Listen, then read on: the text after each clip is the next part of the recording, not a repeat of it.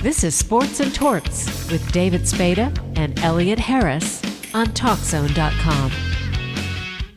On the phone, we have Roger Craig, former San Francisco 49er, Minnesota Viking, Los Angeles or Oakland Raider, or Los Angeles Raider. Who knows where they were back at that time. How are you doing, Roger? Doing great. Doing awesome. How about those 49ers? They're back. I love it, man. They are definitely creating their own legacy here. I love it. They had a amazing season all year long, and just keep getting better and better and better. And that defense, you gotta love that defense. When Dante Whitner made that big hit on Pierre Thomas, oh my gosh, it reminded me of Ronnie Lott, blasting someone. He knocked this guy out, man, and that kind of set the tempo of that game, last week against New Orleans Saints. They set the tempo, and everyone was pumped up. The fans got all into it, and next thing you know, the Niners are up 17-0. It's amazing. How surprising is it to happen with a first-year coach in Jim Harbaugh? Not surprising whatsoever. I always believed in Jim Harbaugh. I even talked about this in preseason. If you go to San Francisco Gate and Google that up, and you'll see that article, someone's writing about it today, that I saw the vision back in preseason. What I saw was structure. I saw organization. I saw the guys paying attention to detail. And even though they got beat in preseason, I still saw all those tools, all those values that he was bringing to the table. They have the talent with the guys on the team. I mean, you got some outstanding athletes on that team. It's how you channel those talents and put it all together. And Jim found the secret sauce in all of them, and I love his flavor. What was the problem with Mike Singeltary last year? I mean, Hall of Fame player, he just didn't seem to work. Sometimes great football players don't make great coaches. Even in basketball, the same way. You look at Magic Johnson tried to take over the Lakers, and they didn't have success. Sometimes great football players don't make great head coaches.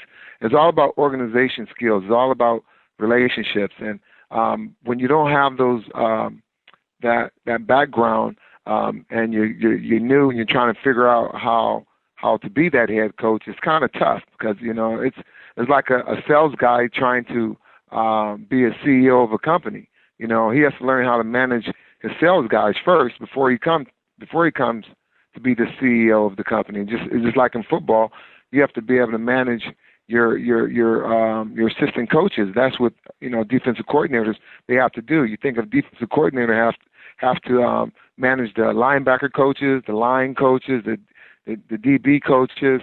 It's about management.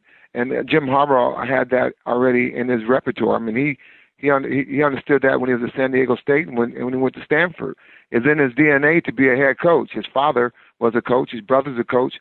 He was brought up around coaching, so he knows the dynamics of what it takes to take a team to that next level. But we've seen a lot of coaches go from the college ranks to the pros and not have success. The success of Jim had his first season. Well, Jim is a different breed. You have to realize Jim has had coaching from his father, so he understands the dynamics of what it takes, to take a team to that next level. He knows exactly how to psychologically get into the guy's head.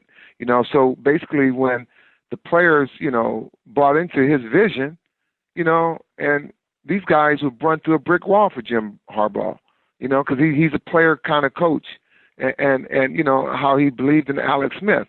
All Alex Smith needed was somebody to trust him and to give him a little pat on the back here and there and just have confidence in him. And because Alex was a great player in college. And so Jim has brought the greatness out of Alex just in 1 year. Just imagine if he had time during the lockout to work with him. We could be undefeated.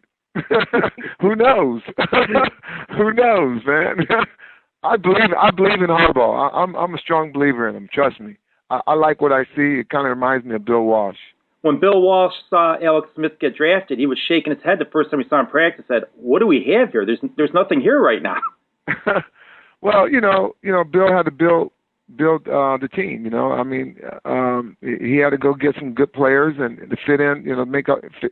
Fit the puzzles in the right places, and I think we had that already. Jim just knew how to channel all those talents that we have on this team, like Vernon Davis, Patrick Willis, and Frank Gore, and you got Carlos Rogers, and he just knew how to put all this dynamic talent together and make some good music with it, and it's amazing. I love what he's doing. I love how the players are playing. It's brought a lot of fresh new attitude to the Bay Area, just like the Giants did with the baseball. Now with the football, we're back to the way it used to be, which is about 10 years ago, and it's a beautiful thing because you get productivity from all the businesses throughout the area. Everyone's pumped up. Can't wait till the weekend. Our team is winning. It's very positive. Yeah. Now they showed a sideline shot after Vernon Davis caught a touchdown against New Orleans, and here's Jim Harbaugh sort of hugging him, almost doing a head bump. That wasn't the way Bill Walsh was. Well, this shows you when I saw that, the one thing I grabbed from all that was, man, this player loves his coach, and this coach loves the player, and I know Vernon's been through a lot. A couple of years ago, last year he stepped it up and made the Pro Bowl and caught all those touchdowns. But, a couple of years ago, I remember when he got sent to the locker room, and so right. He probably thought, wow, this is a big opportunity, for us to win this game. And I caught this touchdown winning pass, and I bet his life just flashed by him real fast, and it just hit him. And he started bawling, crying, just crying, and he hugged, Alex Smith, first one. That was the first person he hugged when he scored. And he came off the field, and the man was right there waiting, his arms out, waiting to give him a hug. And how beautiful and how awesome is that? A rookie coach coming in, changing the whole dynamics of the 49ers organization, and then get a big hug from him. It's amazing. You had a pretty good coach in college too, and Tom Osborne. Yeah, Coach Osborne, he was amazing. He's an amazing coach too. He kind of prepared me and educated me for going to the pros. I mean, he was the kind of guy, no nonsense kind of coach that you couldn't make mistakes, and you had to be a perfectionist. When you stepped on the field, you have to be accountable for every play that you make, and you couldn't make mistakes. If you forget your plays, you won't play. You'll sit down. There's like 10 other guys waiting, licking their chops to get in the game. So how did you end up at Nebraska, having grown up in Iowa? My older brother went to Nebraska first, and okay. And so I used to go to all the games, and I just loved how the fans embraced the program. The fans were just frenzied. I mean, every Sunday, every Saturday, we would go up and watch the home games. The fans would just lose their minds when the players come out, and the players would respond and they were win. They're winning a winning program. So I wanted to go somewhere where I could get good exposure, get a good education, and be with a team that have a lot of history, and that I can always refer back to. As a kid growing up, I used to my brother would bring home the football guides, and so I had to know my history, so I had to study on all the great players before me. So I would have to know what my purpose was every time I stepped on the football field. It's about, a code of respect, the players that played before me, and those wonderful fans. It was 76,000 at the time, and it sold out every home game, and it's still selling out, and It's like 96,000 now, but it was 76,000 sold out, fans and losing their minds, and so I wanted, to understand what my purpose was of being in that program. So that's why I played my heart out every time I stepped on that football field for them. What was it like playing for the NCAA championship? Well, we had the opportunity to to be number one, and we got, Penn State knocked us off in the regular season, and we lost. That was the only loss that we had that year, and then in my junior year, we're going against Clemson for a national championship, and Clemson beat us. It was like I think it was 21 to 18 or 19 or something like that. Really close score. So we never got the opportunity to win a national championship, but we always, out of my 4 years out in Nebraska, only lost a total of 5 games, and we were always in the top 10. Yeah. Now, have you adjusted? I never missed a playoff ever in my career or in my life. In high school, I won the state championship. Went to the semifinals both years, my junior senior year, and I was in the playoff. I mean, in Orange Bowls. I've been to 2 Orange Bowls, Cotton Bowls, and played in a Sun Bowl. So those are like postseason, playoffs basically. And then as a pro, played 11 consecutive playoffs. Never missed a playoff as a 49er or in my career, because I made the playoffs when I was with the Vikings and the LA Raiders at the time. Now, have you adjusted to Nebraska being in the Big Ten? Well, yeah, I like it. It gives the opportunity of our team, getting an opportunity to play in the Rose Bowl. I'm looking forward to that one day, and I'm pretty sure that we'll figure it out next year and make it happen. We came so close, we lost some really close games this year, but I think Bo Pelini is the right guy that can help, get Nebraska into the Rose Bowl and make it happen. When you went to Nebraska, Mike Rozier was one of the running backs there, and then when you went to the 49ers, you were with Wendell Tyler. Did you ever feel like, I want to be the main guy? Well, no, I was the main guy when I was at Nebraska. Rozier came after I went. We started in the same backfield as my senior year. My junior year, I was a starting running back. He played behind me. We just alternated back and forth. But my senior year, they moved me to fullback, and he was a year younger than I was, and so no, I really didn't care about being the man, because my objectives was to win, do whatever it takes to win. I can care less, if I carried the ball 30 times a game. If I would have carried the ball 30 times a game with the 49ers, we wouldn't have won the games we won. So I had to be versatile. I had to catch passes. I had to do what the system will allow me to do. And I'd rather do that and create history and build a dynasty than to worry about some stats. And I know that probably hurt my numbers for the Hall of Fame, but so be it. I got 3 Super Bowl rings. I never missed a playoff ever in my life, and I made an all-decade team. So I'll take that any day. Not bad credentials. You're also the first running back to have 1,000 yards rushing and 1,000 yards receiving in the same season.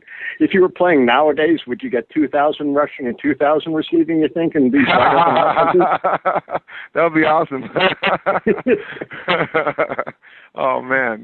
I'm waiting for someone else to do this. Now, I really want some more players to join our family. I was the first to do it, and Marshall Faulk was the second. I think Ray Rice and Drew Jones could do this, man. I really do. And even I'm looking at some of the other numbers, like the kid from Houston. Aaron Foster. Yeah, Aaron Foster could do it. He has some big numbers in receiving as well. And Matt Forte has some big numbers. They have some huge numbers as far as receiving numbers. They had 1,000 yards, but they had high like 600, 700 receiving yards, which is pretty amazing. No, it is. I mean, we know what's even more amazing about your 1,000. I mean, look at the members of that team. It wasn't just you. I mean, you had you, You had Montana throwing the ball, but you had Jerry Rice. Yeah. You had Dwight Clark for a while, Freddie Solomon. I mean, John Taylor. Yeah, a lot of guys, man. I mean, that ball was spread around. We went to work. We went to work, man. That's one thing about our team. We believed in our system, and we felt that everyone had a role on every play that was called. We felt we were an extension to each other. It wasn't like a play that was called to Rice. That doesn't mean that I don't have. That doesn't mean that my role isn't just as important as Jerry's role is, because he catches the ball and scores a touchdown. Play action faking was a huge part of our offense, and so if I had to play action fake to sell the fake, to pull the safety in, to think that I had the ball to get Jerry Rice open to score the touchdown, yeah, he might, get the glory of scoring a touchdown and the 6 points and all that. But I was an extension to that pass that he caught. If I didn't sell the fake to pull that safety, he doesn't score. So I took pride in doing those type of things. And if I didn't do it well, I felt bad. It felt like I didn't do my job, and that's how we felt as a team. We just felt that everyone had to step it up and have important roles and do your job and just be an extension to each other and make it happen. That's why we won so much, because people got it. And that's how the 49ers are playing today. They have the same kind of mentality. Jim Harbaugh has brought that out of the players today, that they feel that they have to work together. Someone has to step it up.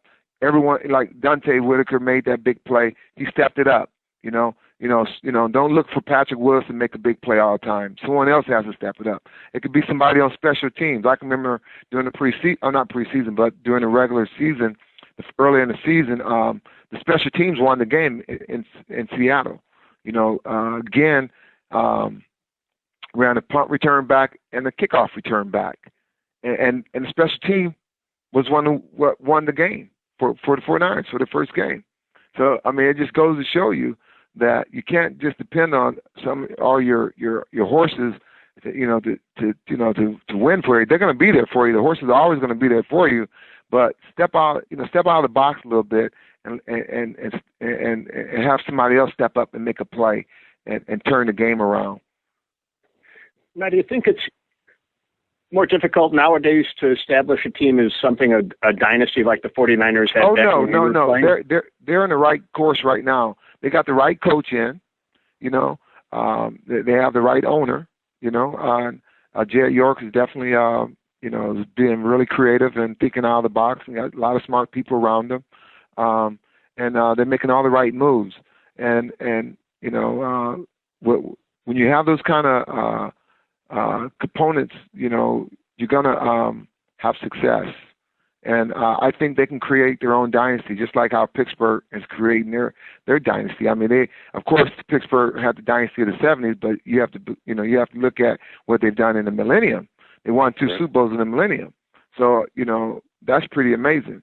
And I see the 49ers doing that same kind of structure, Don't forget about what we did. It was great, dandy, but let these guys have their own day and create their own dynasty and not be compared to us. It seems like the 49ers ran into some difficulties after Eddie DeBartolo basically resigned the day-to-day operations here. And it was a shock to the organization, when he resigned, and it was more of a culture shock because, his sister took over, and it was tough. It was a tough time. Bill Walsh had to come back and kind of help out a little bit, and but they're on the right track right now. And Jed is a very smart kid. He's been around football and understanding organization, for a long time. As a kid growing up, he was prepped.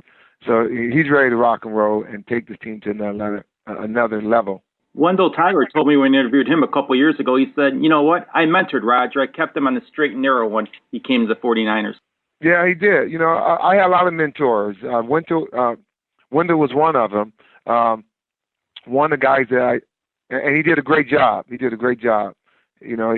kept me, he told me about, taking care of my body and things like that. And But there's guys like Hacksaw Reynolds. He didn't like rookies at all.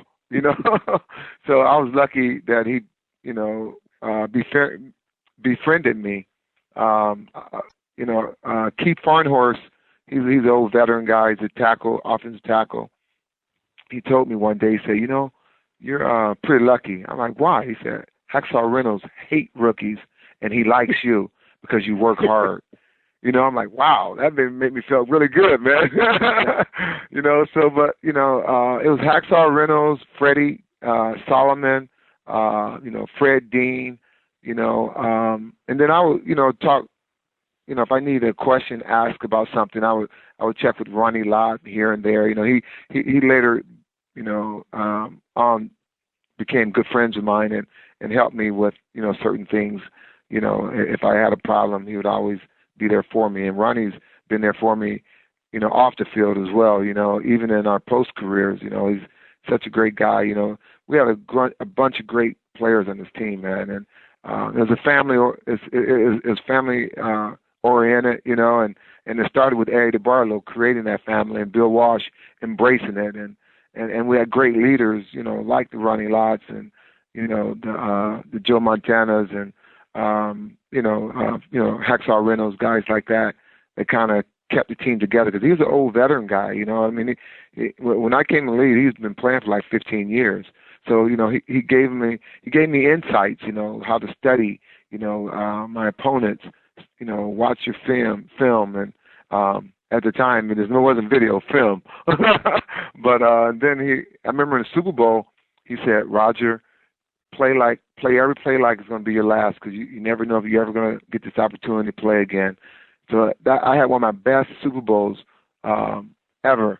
I thought, when I scored 3 touchdowns and the intensity of the game, playing against the Dolphins with Dan Marino having a record season, throwing for 5,000 yards and 48 touchdowns, and we had to face these guys, and right then and there, I knew I had to be focused and be ready to rock and roll, man. I didn't want to mess it up. Okay. So other than your website, RogerCraig33.com, what keeps you busy these days? I work for a software company, Typical Software, and we're making the world a better place. Companies, Fortune 500 companies use our software. We're an enterprise service kind of business, and we're in 40 different countries, and have over 4,000 customers, and we're making a difference in the world, and TIPCO is the only enterprise software company that's solving 21st century problems. At TIPCO, we believe with a little bit of the right information, just a little bit beforehand, whether it's a couple seconds, minutes, or hour, is more valuable than all the information in the world 6 months later. And this is what we call our 2-second advantage. And we're winning deals every day, man, and it's great. If you go to if you go to the NASDAQ, it's TIBX, and our website is www.tipco.com. You just go, and TIPCO is spelled TIB as in boy, CO.com. Just go to that website, and you can see what we're doing. It's pretty amazing. Who hit you harder, Ronnie Lott or some of the Bears players back in the 80s? My wife slapped me for not taking the garbage out. That was the hardest hit I ever took. Those are tough to recover from. Oh, man, I didn't recover for a couple of days, man. I was in no man land for a couple of days. No, I really, the team that I hated playing against the most was New Orleans Saints. I did not like their linebackers, man. They're good friends after our career is over, man. But when we're playing during the season, oh my gosh, I hated those guys, man. Von Johnson, Pat Swillen, Ricky Jackson, and Sam Mills. I'll never forget those 4 names ever. They tattooed me so much, man. Oh my gosh. I hated playing against those guys because I knew I knew after the game I'm gonna be bruised up for a whole week. It's like throwing me in a lion cage, man. Did you ever think Jerry Rice was going to become what he became? Yeah, I saw the vision in Jerry Rice. It's so funny, because his rookie year, he started off kind of slow. He was dropping a lot of balls, and And then I don't know if you remember that Monday night game against Dallas Cowboys, and he caught like 2 or 3 touchdowns. He had like 214 yards and caught something like 12 passes. And I'm like, wow, this kid can play, you know. And then in the off season, I saw him. I said, Jerry, you should come over and train with us, man, because we train in the off season. He's a rookie, you know, so he doesn't, you know the dynamics of being a true professional yet. So it took me about 3 weeks to talk him in to run this hill.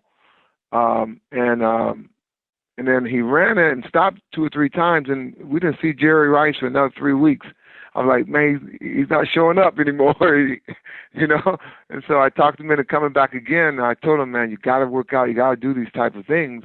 And he finished, and we all clapped for him, and you know, we were like clapping that he made it, you know, and he never looked back after that. Man, he took his workouts to another level, and we just zone in on just refining our skills every off season, you know, to be the best, you know, and we brought that attitude to practice every day, and it was like a virus that spread it, you know, that, you know, if you weren't running the ball 50 to 80 yards down the field after every catch or every run, the coach would get on you, and that's what we did, you know, and it's not surprising me. He worked his butt off, man. He deserved everything he's getting.